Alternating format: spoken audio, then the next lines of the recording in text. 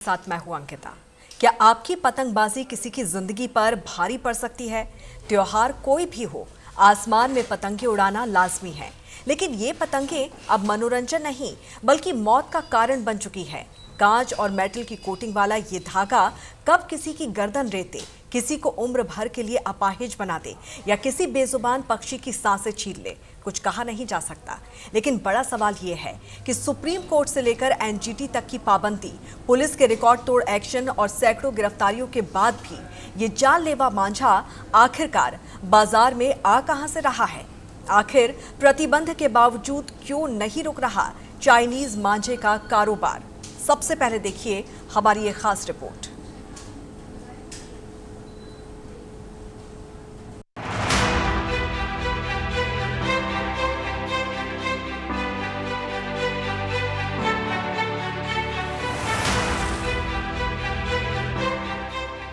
रंग बिरंगी पतंगे, आसमान में उड़ता त्योहार का जश्न, पेच लड़ाने का रोमांच, लेकिन इसी रोमांच के बीच हवा में उड़ रहा है एक ऐसा खतरा जो दिखाई कम देता है और जिंदगी पर भारी पड़ सकता है।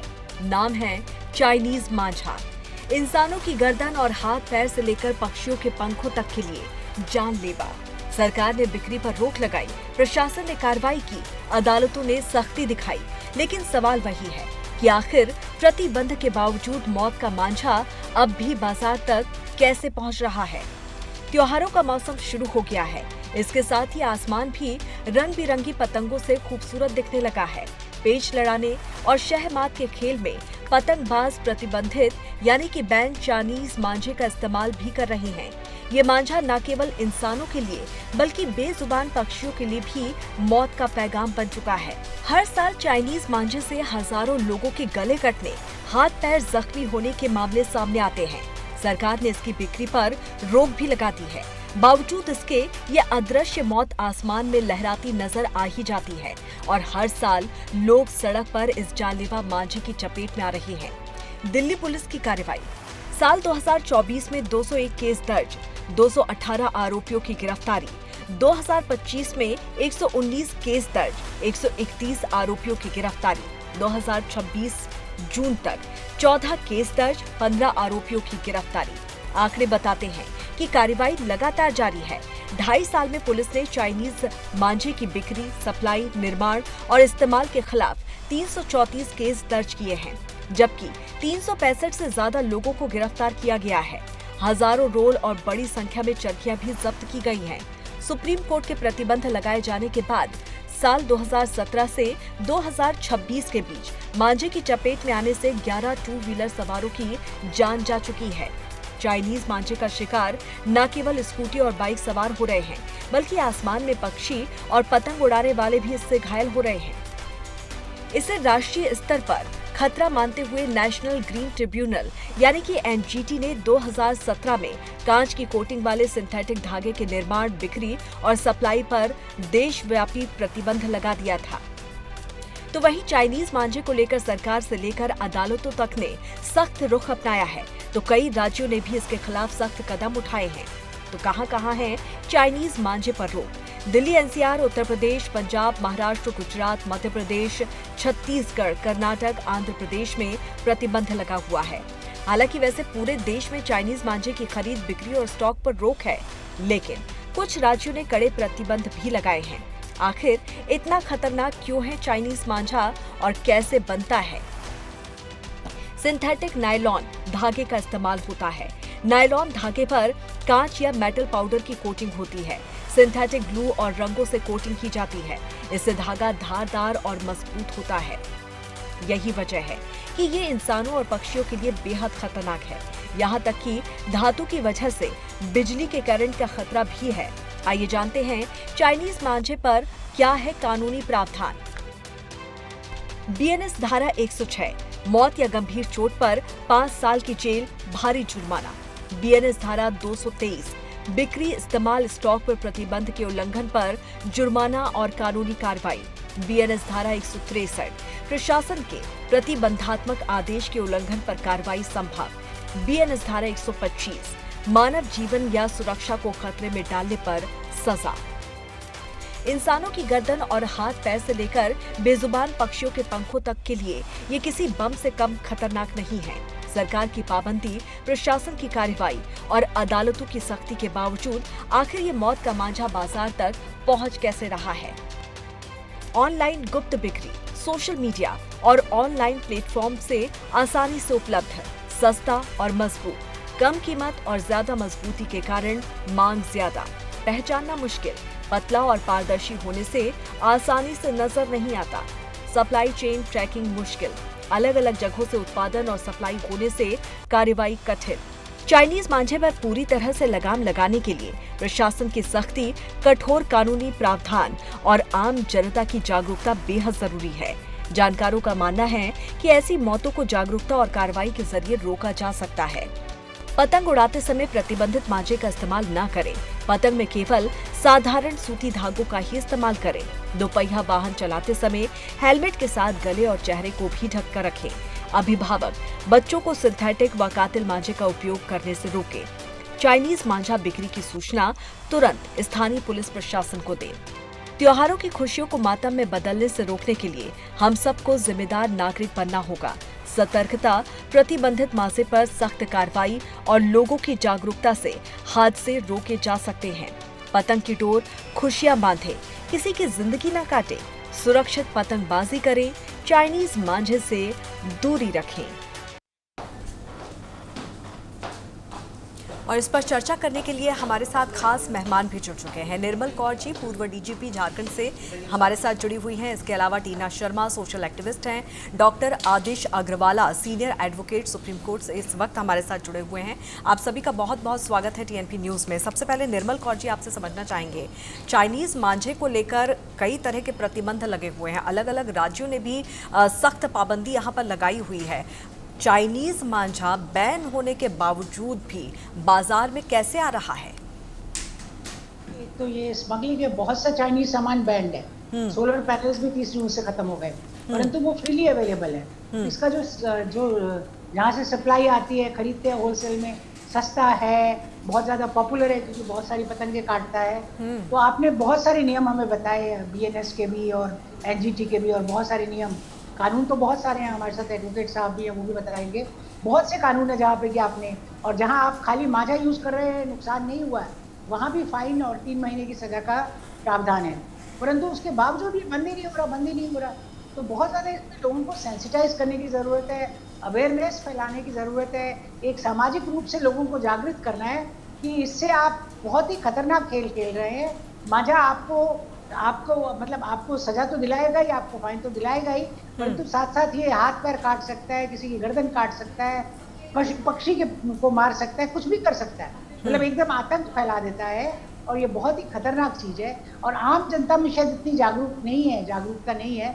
और इसका वो जो सोशल टाइप का कैपिटल है, ये बहुत पॉपुलर है, लोगों में बहुत कॉमन है, जो पतंगबाजों में ये कॉमन है और पतंगबाज इसको बहुत पसंद करते हैं कि उसमें उनमें ही अवेयरनेस और ये नॉट ओनली फाइन और सजा की, फाइन होगा, सजा होगी, आप जेल भी जा सकते हैं, कोई मर भी सकता है। और बहुत ज़्यादा मतलब एक मानवता के एंगल से भी इसको फैलाने की ज़रूरत है। कितने केस हो चुके हैं, पुलिस ने कितने लोगों को गिरफ्तार किया, जेल भेजा, फाइन किए, परंतु उससे कोई फ़ायदा नहीं हो पा रहा है। तो एक तो उसको सोर्स को भी कट करने की ज़रूरत है। कहाँ से ये भारत में स्मगल हो रहा है, कहाँ से आ रहा है ये मांझा, हमारे देश में ये कहाँ से आ रहा है और कैसे ये नीचे नीचे आके आम खुदरा दुकानों पर उपलब्ध हो जाता है। तो पूरी जो इसकी जो सप्लाई चेन है उसको रिवर्स करना पड़ेगा। एक जैसे एसिड के बारे में किया, पीछे गए, एसिड पर कितनी गंभीर रोकें लगी जब एसिड की मौतें बहुत हो रही थी, अभी भी होती है परंतु बहुत कम हो गई है, लगाम लगी है। उसी तरह ये एसिड से कम खतरनाक नहीं है, शायद ज़्यादा ही है कई मायनों में। तो इसकी पूरी सप्लाई चेन को रोकना, थमना, वो सब करना पड़ेगा। और ये स्मगल्ड है क्योंकि ये कोई ऑफिशियली इम्पोर्टेड मांझा तो है नहीं कि आप इम्पोर्ट लाइसेंस नहीं दे रहे तो नहीं हो रहा, ये स्मगल्ड है। तो स्मगलिंग पे खास तौर पे रोकेगा नहीं। और इसमें कस्टम्स का भी बहुत बड़ा हाल होगा। जो सीमा शुल्क है हमारा, जो सीमा शुल्क विभाग को भी बहुत इसमें मतलब वो जैसे बाकी बड़ी बड़ी चीज़ों के प्रति जागरूक रहता है, इसको भी कम खतरनाक ना मानते हुए, जितना विस्फोटक के लिए जागरूक रहता है वो, जितना कोई एक्सप्लोजिव डिवाइस के लिए जागरूक रहेगा, उतनी जागरूकता मांझे के बारे में भी रखनी होगी। तभी जाके इसमें थोड़ी कमी आएगी, थोड़ा थमेगा। अभी देखिए 15 अगस्त आ रहा है, खूब जम के पतंगबाजी होगी, परंतु क्या लोगों को पता है कि चाइनीज मांझा नहीं होगा ना, कोई कैंपेन रन की है, चाहे पुलिस ने हो, चाहे एनजीटी ने हो, चाहे सरकार ने हो, चाहे किसी एनजीओ ने हो, किसी ने भी हो, कोई कैंपेन हमने नहीं देखी, ना किसी मीडिया में, पेपर में, इलेक्ट्रॉनिक में, कहीं नहीं देखी कि लोगों को ये जागरूकता फैलाई कि चाइनीज मांझा कितना खतरनाक हो सकता है। बिल्कुल। और इसके एक खतरे के व्यापक बावजूद पैमाने भी, इसके बैन के बावजूद भी लगातार जो चाइनीज मांझा है वो बहुत इजीली टीना जी लोगों तक पहुंच पा रहा है। कहाँ चूक हो रही है? सुप्रीम कोर्ट सख्त है, एनजीटी सख्त है, पुलिस पूरी तरह से एक्टिव यहाँ पर नजर आ रही है, लेकिन जो चाइनीज मांझा है वो लोगों की गर्दन यहाँ पर लगातार काट रहा है, पशु पक्षियों को नुकसान यहाँ पर पहुंचा रहा है। क्यों आखिर? बिल्कुल सही कहा कि ये स्मगल होकर आता है और नीचे ही नीचे होकर आता है, और ये हर साल आता है, पूरा साल देश भर में अवेलेबल रहता है। मुझे अच्छे से याद है कि जब हम छोटे होते थे, करीब 30 साल पहले की बात मान लीजिए, मैं पतंग बहुत उड़ाती थी और मैं जानी जाती थी अपने मोहल्ले में पतंग उड़ाने के लिए और पतंग काटने के लिए। तो हमने भी चाइनीज़ मांझा इस्तेमाल किया था। तो आज की कोई बात नहीं है, ये 34-35 साल पहले भी हमने ये चाइनीज़ मांझा देखा था, और तब ये थोड़ा महंगा होता था तो हमारे घर वाले अफोर्ड नहीं कर पाते थे, तो हम सूती मांझा लेकर आते थे। सूती मांझे को फिर हम पाउडर से उसको थोड़ा सा और फाइन करते थे जिससे कि पतंग जल्दी से कट सके। तो मैं सिर्फ इतना कहना चाहूँगी कि सीमा सुरक्षा में जो लोग लगे हैं उनको ये बिल्कुल ध्यान देना पड़ेगा इस पर। चाइनीज़ मांझा, देखिए, एक दो चीज़ें हैं। एसिड मिलता है मार्केट में तो बेचने वाले को और ख़रीदने वाले को, जिसने वो वारदात की है, दोनों को सज़ा होती है। लेकिन चाइनीज़ मांझा में अगर मेरा बच्चा इस्तेमाल कर रहा है तो उसको सज़ा का कोई ऐसा मेजर प्रावधान भी नहीं है। उससे अगर किसी का कुछ हो जाए तो जो सेक्शंस में सज़ा होगी वो ही होगी, लेकिन चाइनीज़ मांझा के लिए कोई सज़ा ऐसे प्रावधान है नहीं हमारे पास। मुझे नहीं पता वकील साहब क्या बताएंगे अभी हमें, लेकिन ऐसे कोई प्रावधान, मुझे प्रोविजन समझ में नहीं आए हैं। तो चाइनीज़ मांझा जो आ रहा है तो दुकानों पर सील लगनी चाहिए, और चाइनीज़ मांझा कहाँ मिलता है ये सबको पता है। अगर मेरे बच्चे को पता है कि मांझा कहाँ से मिलेगा तो पुलिस को नहीं पता है क्या? रेवेन्यू डिपार्टमेंट को नहीं पता है क्या? उन लोगों को नहीं पता है जिनसे इसको रेवेन्यू का, स्टेट के रेवेन्यू का नुकसान हो रहा है, या सीमा सुरक्षा बलों बॉर्डर्स पे नुकसान हो रहा है? तो सबको मालूम है ये कहीं ना कहीं मिली भगत से चलता है। ये सारे काम मिली भगत से होते हैं। बिना मिली भगत के कोई भी सामान चाइना से कैसे आ सकता है, मैं यही जानना चाहती हूँ। चाइना से इतनी सारी चीज़ें आती हैं। वैसे प्रधानमंत्री जो है वो बार बार आग्रह करते हैं कि चाइना की चीज़ों को बैन करना चाहिए, हम बैन भी कर रहे हैं। कपड़ा चाइना का आ रहा है, आप आज कपड़े में कोई फ़र्क नहीं बता सकते कि कपड़ा कौन सा कॉटन है और कौन सा चाइनीज़ है। मतलब ये तो बिल्कुल मार्केट में, क्योंकि ये सस्ता है, लोग प्रेफर करते हैं, ड्यूरेबल है। मुझे लगता है कि हम अपने देश में जो मेक इन इंडिया का सपना है वो कभी पूरा नहीं कर पाएंगे अगर इसी तरीके से हम चलेंगे।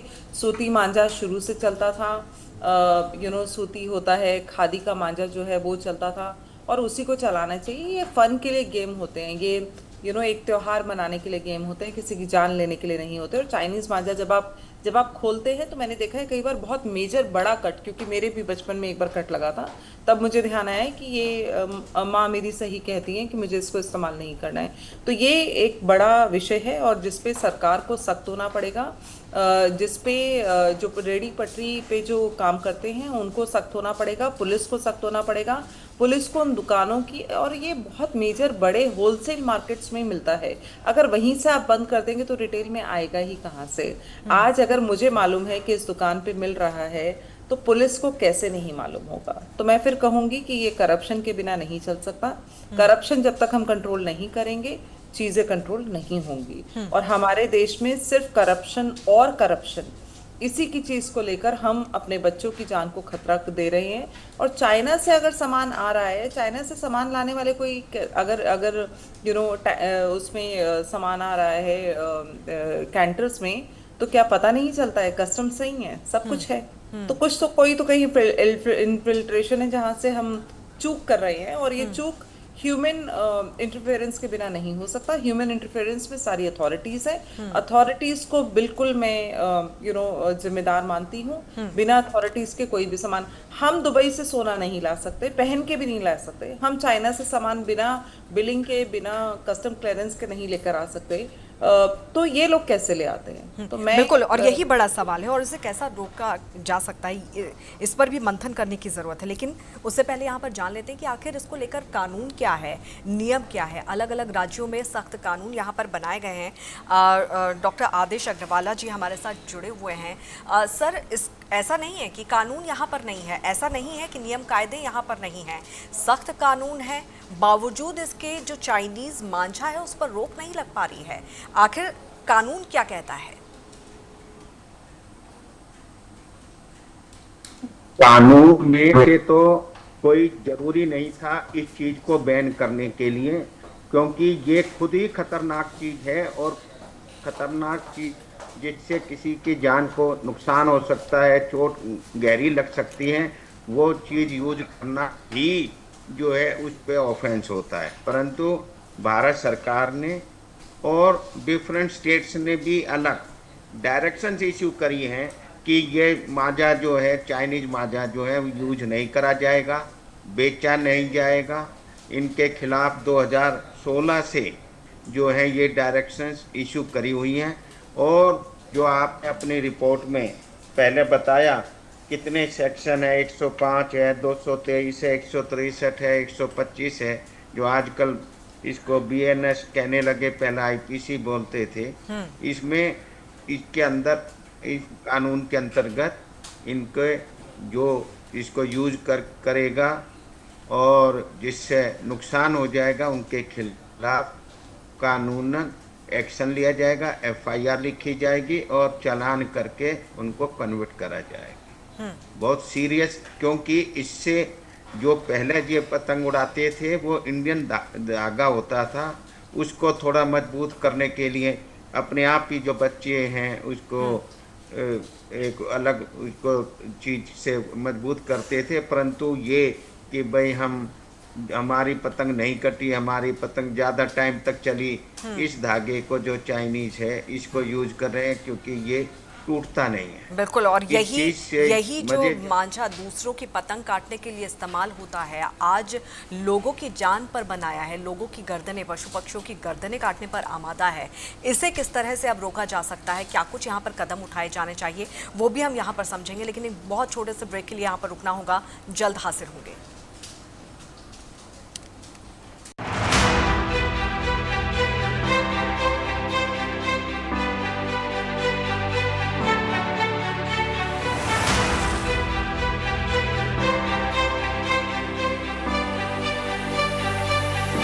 के अमर बलिदान और राष्ट्र के प्रति अटूट समर्पण का जन उत्सव हर घर तिरंगा एक बार फिर पूरे देश को राष्ट्र भक्ति के भाव से जोड़ने आ रहा है।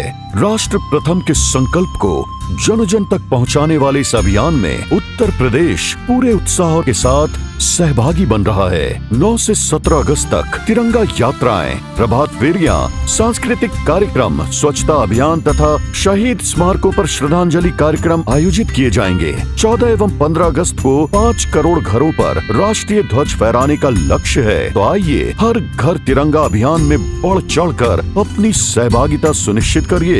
अपनी सेल्फी हर घर तिरंगा पोर्टल पर अपलोड करिए। सर्वप्रथम देश है, भाव ये लाएं, हर घर तिरंगा फहराएं।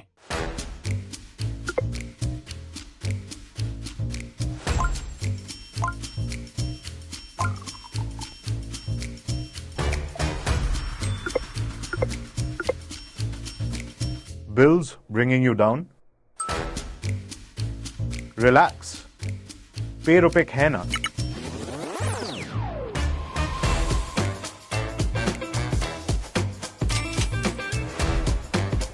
Recharge, pay, borrow, all in one app. Life sorted. Quick loans, fast recharges. सब मिलेगा. Download PayRupic today.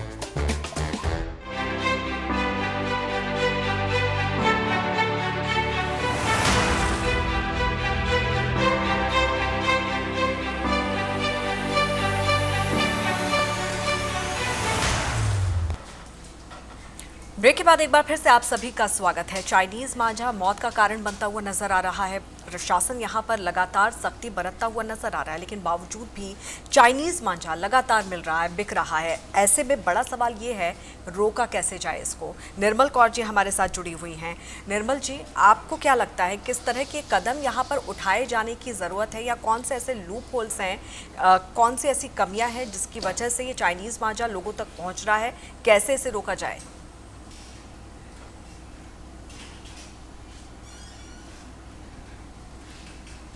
मैम, आपकी आवाज़ नहीं आ रही है, अनम्यूट कर दीजिए पहले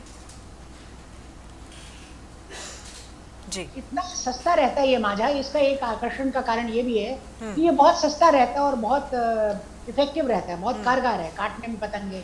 बात ये है कि सस्ता होने के कारण मुझे नहीं लगता कि इसमें कोई बहुत ज्यादा लेन देन या सीमा शुल्क या उससे इतना मामला, क्योंकि अगर वैसा होता तो मांझे का दाम बहुत बढ़ गया होता, अगर उसमें वो कॉस्ट का कंपोनेंट भी ऐड हुआ होता। मेरे ख्याल से इसमें ज्यादा जागरूकता फैलाने की और इसकी खतरनाक स्वभाव को देखते हुए इसको बहुत अच्छी तरह से, जैसे एसिड को बैन किया गया है, एसिड के लिए बहुत सारी गाइडलाइंस बनी है, एसिड बेचने के लिए, खरीदने के लिए, और बेचने वाला खरीदने वाला दोनों को बुक किया जाए, दोनों पे वो किया जाए। बेचने वाले के लिए भी नियम बने हैं, प्रतिबंध बने हैं, खरीदने वाले पे भी नियम बने हैं, प्रतिबंध बने हैं, सजा का, फाइन का प्रावधान सबके लिए है। और जागरूक इसको मल्टी प्रॉन्ग्ड अप्रोच लेनी होगी, बहुत लेवल से, बहुत दिशाओं से इस पर आक्रमण करना पड़ेगा, जिसमें मुख्य होगा एक तो जागरूकता फैलाना, अवेयरनेस फैलाना, लोगों को सेंसिटाइज करना, और दूसरा होगा कि जैसे अब 15 अगस्त है, बहुत पतंगे उड़ेगी, तो रेड के बहुत सारे रेड के पार्टीज बना दे पुलिस, या और जो मतलब रेड पार्टीज बना दे, जैसे कि आप देखते हैं, वो देखिए कौन चाइनीज मांझा यूज कर रहा है, घूम घूम के सबको बुक करे बड़े पैमाने पे। 15 अगस्त तो वैसे भी बहुत ड्यूटी रहती है पुलिस की, क्योंकि स्वतंत्रता दिवस है, तो बहुत जगह उनका वीआईपी ड्यूटी रहता है, पर इसके लिए भी खास टास्क फोर्स, खास टोलियां बनाने की जरूरत है। और मेरे ख्याल से नागरिक सुरक्षा मंच के लोग भी ऐसी टोलियां बना के, जैसे आप देखते हैं कि वैलेंटाइन डे में हम कोई लोग फालतू के देखते रहते हैं जो जा के कपल्स को टोकते हैं, ऐसा कई बार देखा। तो इस तरह की भी, तो इस तरह की चीजों में तो समाज को आगे आना पड़े चाहिए कि वो आगे आते हैं, और जो भी चाइनीज मांझा यूज कर रहा है मैदानों में, जहाँ जहाँ छतों पे, जहाँ जहाँ लोग पतंग उड़ा रहे हैं, हर मोहल्ले में ऐसी एक सुरक्षा टोलियां लोग बना ले, नागरिक अपनी मतलब एक कम्युनिटी पुलिसिंग के अंडर ही, और वो जा के पकड़े और उनको पुलिस में हाजिर करें, उसी समय जब्ती कर ले, 2-3 गवाह रखें कि देखिए चाइनीज मांझा यूज कर रहा था। उसके अलावा ये इतने व्यापक पैमाने पर होता है कि किसी के मतलब बस की बात नहीं है इसको रोकना। और बिल्कुल, टीना जी भी हमारे साथ जुड़ी हुई हैं। बिल्कुल टीना जी, क्या लगता है कि क्या लोगों का जागरूक होना सबसे ज़्यादा यहाँ पर ज़रूरी है? ज़्यादातर जो पतंग हैं वो बच्चे यहाँ पर उड़ाते हैं, ऐसे में जो पेरेंट्स हैं, माता पिता हैं, उनकी भूमिका भी बहुत अहम यहाँ पर हो जाती है। होना तो सभी का ज़रूरी है, पर सारे काम क्या समाज कर लेता है? आप अपने घर से बाहर निकलती हैं, सारा दिन नौकरी करती हैं, क्या आपके पास इतना समय है कि बच्चों की, कई बार हम अपने बच्चों का होमवर्क नहीं करा पाते हैं, कई बार हमें ट्यूशन्स लगानी पड़ती हैं। मुझे लगता है अगर सभी कुछ समाज कर लेगा तो अथॉरिटीज़, जिनको हमारे टैक्स पेयर का पैसा जा रहा है, या फिर जिनको सरकार के थ्रू, जिनके ऑटोनॉमस बॉडीज़ में अपॉइंटमेंट्स हो रखी हैं, जो सरकारी फ़ायदे ले रहे हैं, जो सरकारी बंगलों में रह रहे हैं, जिनकी ये जिम्मेदारियां हैं, जिनकी जिम्मेदारियां मतलब जिनसे हमें ये काम करवाना है, तो अगर मैं मिसेस कौर को बिल्कुल भी डिस्कार्ड नहीं करूंगी। जो वो कह रही हैं वो बिल्कुल लास्ट रिजॉर्ट है, और वो एक टेम्परेरी रिजॉर्ट ज़रूर हो सकता है, लेकिन परमानेंट रिजॉर्ट नहीं है। परमानेंट रिजॉर्ट में 2-3 चीज़ें जो मुझे समझ में आती हैं वो ये है कि अथॉरिटीज सख्त हों। बाकी इस कंट्रीज़ में क्यों नहीं हिंदुस्तान का सामान ऐसे चला जाता? मुझे तो चाइना में 5 पैसे का सामान हिंदुस्तान का नहीं समझ में आया, कोई नहीं, कुछ नहीं दिखा। कई बार मेरा चाइना जाना हुआ है। दुबई में मुझे ऐसा कोई हिंदुस्तान का सामान नहीं दिखता। दुबई में अगर आपको कोई भी सामान बेचना है, अगर आपको 5 पैसे का भी सामान बेचना है, तो एक बहुत प्रॉपर ट्रेड लाइसेंस होता है, जो सारी कंट्रीज़ में होता है, ऐसा नहीं है। ट्रेड लाइसेंस है, उसकी कुछ फॉर्मेलिटीज़ है, आपको वहाँ पर एक फ़ीस जमा करनी होती है, आपकी मल्टीपल चेक्स होते हैं। तो देखिए, सीमा शुल्क कुछ भी हो किसी चीज़ का, चाहे वो 5 पैसा हो, मुझे उस पर कोई फ़र्क नहीं पड़ता। मेरा कहना यह है कि चाइना हमेशा वॉल्यूम पे प्ले करता है, वो उस जगह पे प्ले करता है जहाँ पर हम नाकाम हैं। हम नाकाम हैं क्योंकि हम वैसी चीज़ नहीं दे रहे हैं। चाइना की इकॉनमी इसीलिए इतनी, चाइना और जापान की इकॉनमी इसीलिए इतनी वास्ट है क्योंकि वो हमसे बहुत आगे हैं सोच ठीक है, में। जी। लेकिन ये चीज़ें नुकसान हो रही हैं। हम कितना अपने बच्चों को समझाएंगे ये मांझा, और कितने लोग पुलिस में लोगों को पकड़ पकड़ के ले जाएंगे, मुझे आप ये बताइए। कितने लोगों के पास टाइम है? ये तो कोई सोशल, वो कहते हैं ना कि सोशल स्क्वाड टाइप के बना दीजिए। ये सब सोल्यूशंस नहीं है। सॉरी टू से दिस, सॉल्यूशन क्या है वो भी हम यहाँ पर समझने की Solution कोशिश जो है करते वो हैं। आदिश जी, authorities को बहुत संक्षेप में आदिश जी आपसे समझना चाहते हैं कि बहुत सारे लूप होल्स हैं, कैसे रुकेगा? सॉल्यूशन क्या है आखिर इसका? कानून तो बना हुआ है, नियम तो बने हुए हैं, बावजूद उसके रुक नहीं रहा है।